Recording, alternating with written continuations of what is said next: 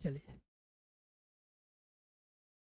इसमें देखिए ये कोई ट्रायंगल है ए बी सी, ठीक।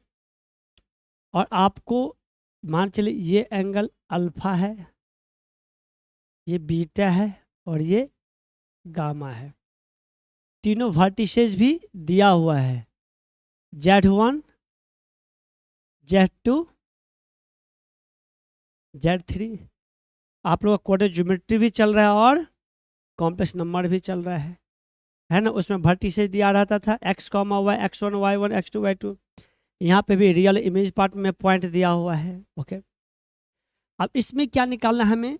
आपको अल्फा बीटा गामा निकालना है। किसी ट्रायंगल का तीनों वर्टिसेस अगर दिया है किस फॉर्म में? कॉम्प्लेक्स फॉर्म में, तो आपको एंगल बिटवीन टू साइड्स बताना है, अल्फा बीटा गामा। तो हम लोग क्या अप्लाई करेंगे? कंसेप्ट ऑफ रोटेशन अप्लाई करेंगे। तो देखिए सबसे पहले अगर अल्फा अगर निकालेंगे तो किस डायरेक्शन में एंगल मेजर करते हैं? एंटी क्लॉकवाइज डायरेक्शन में, ठीक है। तो ये किस पे गया?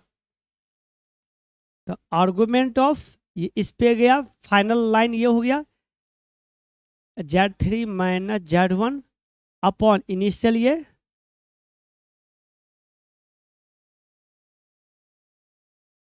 अल्फा निकल गया। अब देखिए यहां से क्या निकल जाएगा?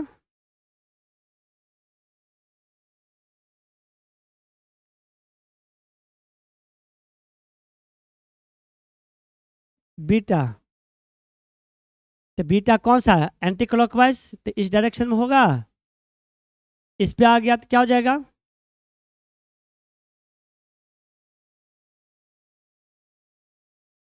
ऐसे गामा हो जाएगा, गामा। तो कौन सा डायरेक्शन? ये डायरेक्शन हो जाएगा। तो क्या हो जाएगा?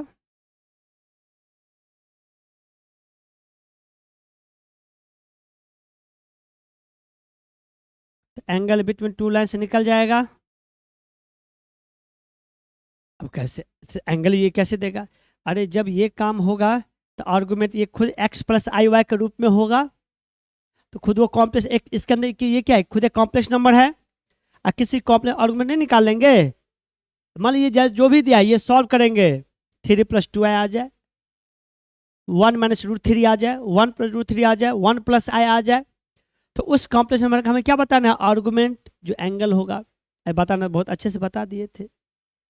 कोई चीज़ पढ़ रहे हैं अभी, इसके आंसर के लिए, इसके नहीं रिजल्ट के लिए हमें पास्ट का यूज करना पड़ेगा। समझ रहे हैं? कोई दिक्कत इसमें निकल जाएगा।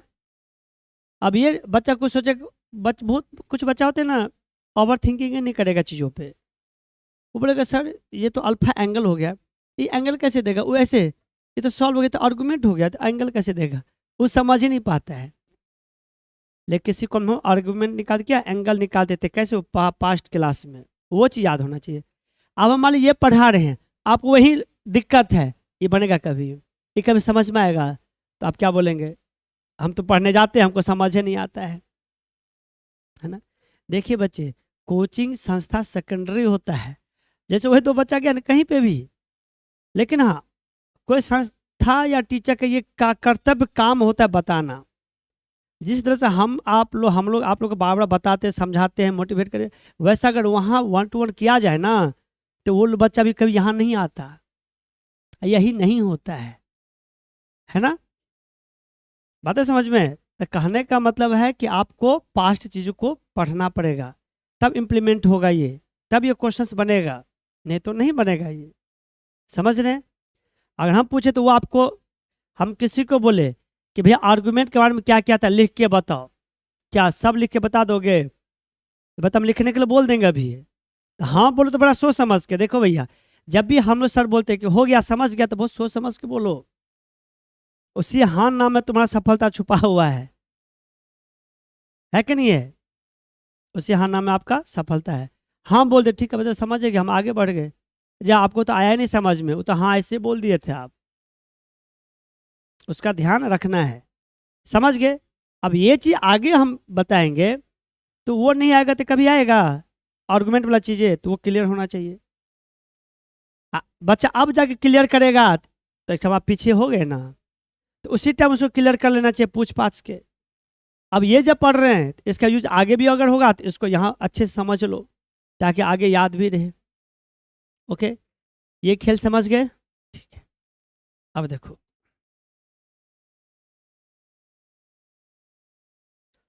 दूसरी बात पे अगर आते हैं